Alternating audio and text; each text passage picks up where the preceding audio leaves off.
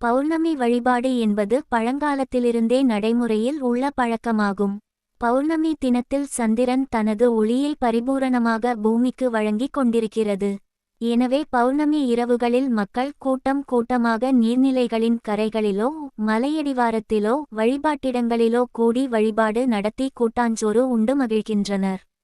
அறிவியல் ரீதியாக பார்த்தால் சந்திரன் சூரியனிடமிருந்து ஒளியை பெற்று பிரதிபலிக்கிறது. பூமி சூரியனை சுற்றி வருவதுபோல் சந்திரனும் பூமியை சுற்றி வருகிறது. பூமி மற்றும் சந்திரன் சுழற்சியில் சந்திரனின் ஒளி பெறும் பகுதி முழுவதுமாக பூமிக்கு தெரியும் நாளே பௌர்ணமி ஆகும்.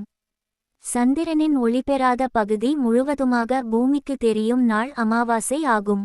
ஆன்மீக ரீதியாக பார்க்கும்போது தட்சனின் 27 மகள்களை சந்திரன் திருமணம் செய்திருந்தார். ஆனால் ரோகிணியிடம் மட்டும் பாசத்துடன் நடந்து கொண்டு ஏனைய மனைவியரை புறக்கணித்தார். இதனால் வருந்தமடைந்த தட்சனின் மகள்கள் தந்தையிடம் தங்களது கணவரின் செயல்பாடு குறித்து முறையிட்டனர். தட்சன் சந்திரனிடம் எல்லா மனைவியரிடமும் அன்பு செலுத்தும்படி கேட்டுக்கொண்டார். ஆனால் சந்திரன் தட்சன் சொன்னதை ஏற்காமல் ரோகிணியிடம் மட்டும் அன்பு செலுத்தினார். இதனால் கோபம் அடைந்த தட்சன் சந்திரனின் ஒளி மங்கும்படி ஆணையிட்டார்.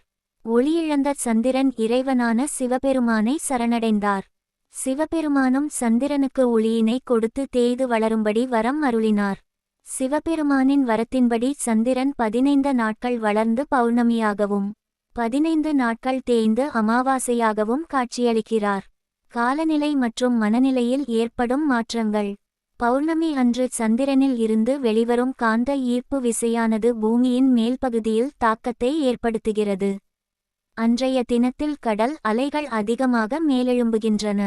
அதேபோல் உயிரினங்களின் மன எழுச்சியும் அதிகமாக இருக்கும். அதாவது மனநிலை பாதிக்கப்பட்டவர்கள் பௌர்ணமி அன்று கரடுமுரடாக நடந்து கொள்வர். மனதினை கட்டுக்குள் வைத்திருப்பவர் ஆனந்தத்தின் உச்சியினை பௌர்ணமி அன்று உணரலாம். காலநிலை மற்றும் மனநிலையில் ஏற்படும் மாற்றங்கள் காரணமாக பௌர்ணமி தினத்தில் இறைவழிபாடு மேற்கொள்வது வழக்கத்திற்கு வந்திருக்கலாம். பௌர்ணமி விரதம். பௌர்ணமியில் பொதுவாக அம்மன் வழிபாடு மேற்கொள்ளப்படுகிறது. அம்மன் கோவில்களில் சிறப்பு பூஜைகள் செய்யப்படுகின்றன. அம்மன் கோவில்களில் விளக்கு பூஜை, அன்னதானம் ஆகியவை நடைபெறுகின்றன. பௌர்ணமி அன்று விரதமுறை மேற்கொள்ளப்படுகிறது. பகல் முழுவதும் உணவு மேற்கொள்ளப்படுகிறது. பகல் முழுவதும் உணவு உண்ணாமல் விரதமுறை மேற்கொள்கின்றனர். மாலையில் கோவில்களில் அல்லது வீட்டில் வழிபாடு மேற்கொண்டு உணவு உண்டு விரதத்தை நிறைவு செய்கின்றனர். வழிபாட்டின்போது அம்மன் குறித்த பாடல்கள் பாராயணம் செய்யப்படுகிறது.